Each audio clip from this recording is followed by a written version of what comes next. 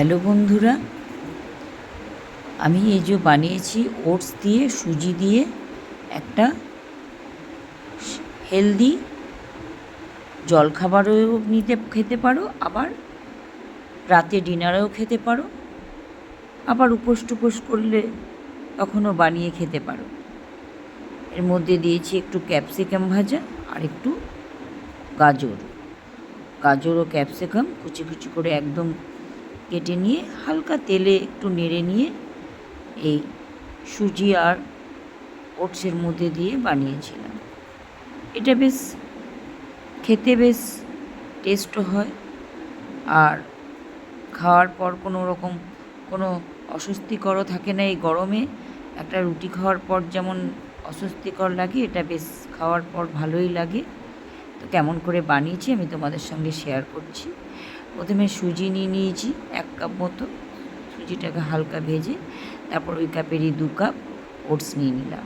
ওটাকেও হালকা ভেজে দুটোকে বেশ ভালো করে জলে একটু ধুয়ে গরম জল দিয়ে ভিজিয়ে রাখলাম। এদিকে আমি খাওয়ার জন্য বানিয়েছিলাম এর সঙ্গে একটু বাদামের চাটনি, বাদাম আর ছোলার চাটনি। বাদাম ছোলা মিক্সিতে পেস্ট করে নিলাম, রোস্টেড বাদাম ও ছোলা ছিল। কড়াই একটু তেল দিয়ে একটু সর্ষে আর শুকনো লঙ্কা আর একটু কারি পাতা দিয়ে ফোড়ন লাগিয়ে এই যে বাদাম ছোলার মিশ্রণটার মধ্যে দিয়ে দিলাম। একটা চাটনি তৈরি হয়ে গেল। এদিকে কড়াইয়ে আমি তেলে সামান্য গাজর আর ক্যাপসিকামগুলো হালকা ভেজে নিলাম। এর মধ্যে নুন, চিনি পরিমাণ মতো সব কিছু দিয়ে এটাকে ভেজে ওই ওটস ও সুজির যে ব্যাটারটা ছিল সেটার মধ্যে দিয়ে দিলাম। তারপর এর মধ্যে একটু টমেটো কুচি আর ধনেপাতা কুচি আর কাঁচা লঙ্কা কুচিও এর মধ্যে দিয়ে দিলাম।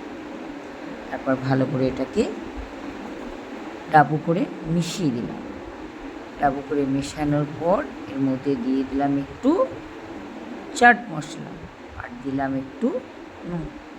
তারপর এগুলো দেওয়ার পর একটু ভালো করে হাতা করে অনেকক্ষণ ধরে এটাকে একটু বেশ ফেটাতে থাকলাম, যাতে মিশ্রণটা একদমই ভালোভাবে ফেটেও যায় আর এর মধ্যে কোনো দলা পাকানোও না থাকে, যাতে ভাজার সময় কোনো অসুবিধা না পড়তে হয়। সেই জন্য ভালো করে এটাকে সব কিছু দিয়ে ফেটাতে থাকলাম। ফেটিয়ে একদম ভালো করে যখন একটু নরম হয়ে গেল, এর টেক্সচারটা ঠিক নিয়ে এলাম। আর একটা তাওয়া গরম করে ওর মধ্যে একটু তেল ছড়িয়ে দেখো এই ব্যাটারটা দিয়ে দিলাম। তারপর ডাবু করে এটাকে ছড়িয়ে দিলাম।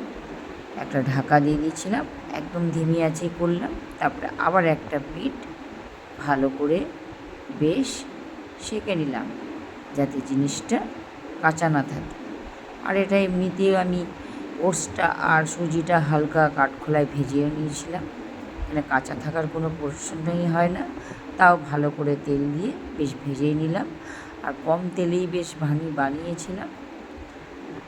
আমার এই দেখো এই ওটস আর সুজি চিলাগুলো কমপ্লিট হয়ে গেল।